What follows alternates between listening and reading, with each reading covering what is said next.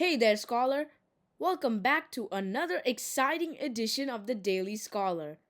Today we are putting on our ultimate science gear, detective gear to unlock one of the most powerful secrets in all of science experimental variables. Think of variables as the moving parts of any scientific experiment. If you don't know how to control them, your lab is just a guessing game. But once you master them, you can crack open any scientific mystery, figure out what actually causes things to happen, and design bulletproof experiments like a true professional. So, today we'll be going over the definition of the experimental variables, what are the different parts, and step by step definitions. And I recommend you listen very carefully and the sample problem for better understanding. So we'll start with the definition of an experimental variable. So an experimental variable is any factor, trait, or condition that can be changed, controlled, or measured to uncover true cause and effect relationships. In a controlled experiment, scientists intentionally manipulate just one scientific factor known as the independent variable. As this factor changes, researchers carefully observe its direct impact on another factor called the dependent variable, which represents the measurable outcome or data collected. To guarantee that the results are entirely accurate and truly caused by the scientific factor being tested, all other potential influences, known as control variables or constants, must be kept strictly identical throughout the entire process. Now let's go over the variable breakdown, your three-part toolkit. Ready to master the elements of an experiment? Here is your mission briefing. The independent variable. This is the cause. It's the only thing you, the scientist, intentionally change or manipulate to see what happens. Think of it as the control knob you turn. Example, changing the amount of sunlight a plant gets. Next, we are looking at the dependent variable. This is the effect. It is where you measure or observe. It depends on whatever you changed with the independent variable. Example, measuring how tall the plant grows in centimeters. Control variable, the constants. These are everything else in the room that you keep locked down and identical. If you let these change, your experiment is ruined because you won't know what caused your results. Example, using the same amount of water, identical soil, same pot size, and the same room temperature for every plant.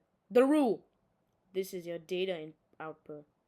The responding variable that tells you the story of what happened during your test. Now let's do the variable experiment visual lab guide. This lab walkthrough is broken down into 4 distinct visual panels, but it shows 3 in this. So, covering how to spot and manage variables using a plant growth investigation.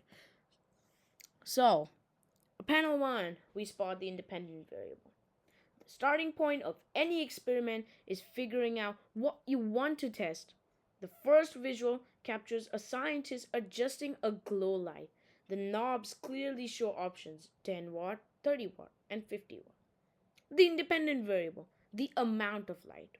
The rule, you only change one independent variable so your tests stay fair and clear. Panel 2, measuring the dependent variable. The second visual shifts focus to what we are tracking. A scientist is carefully measuring plant heights with a metric ruler and recording data on a clipboard. The dependent variable, plant height in centimeters and number of leaves. The rule, this is your data output. The responding variable that tells you the story of what happened during your test. Panel 3, let's lock down the control variables. The third visual zooms in on the constants that keep the experiment safe and valid. A neat shelf displays identical pots filled with the exact same soil mix. Graduated cylinders show a locked water amount of 20 milliliters, and a thermometer confirms a steady room temperature of 22 degrees Celsius. Control variables, the soil mix, the water amount, the temperature, and pot size. The rule, If it isn't what you're testing, it stays frozen in place. Now let's put this all together in a meaningful way. So this puts all three pieces into clean side by side comparative layout. We see the cause, which is the independent variable called light intensity, the effect, the dependent variable, which is the plant growth, and the constants or the control variables, which are the water, soil, and temperature, working together. By clearly separating these three parts, scientists can proudly state, we proved our hypothesis because we isolated our variables.